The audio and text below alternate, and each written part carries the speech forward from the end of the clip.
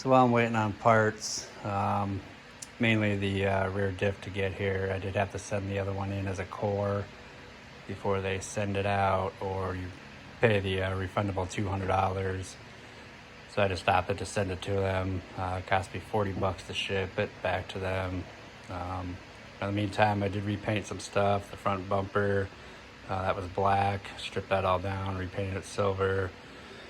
The cover for the rear brake drum, painted that black, along with the battery hold down, and then the axle there, painted that silver again, along with the guard for that drum there, the bottom.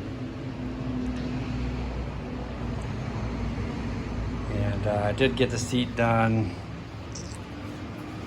so that came out real nice. I don't know if you remember before, it was that blue and yellow.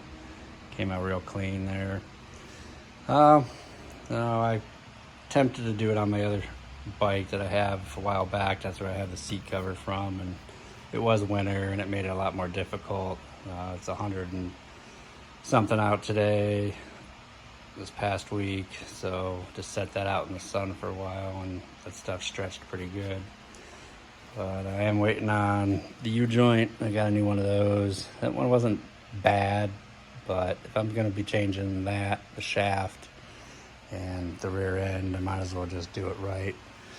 Get all the parts, so that's all good to go. I'm probably going to work on this plastic here, see if I can clean that up, at least the front. The back, I'm just going to switch it out with the other one and clean that one up and send that with the buyer if they want it.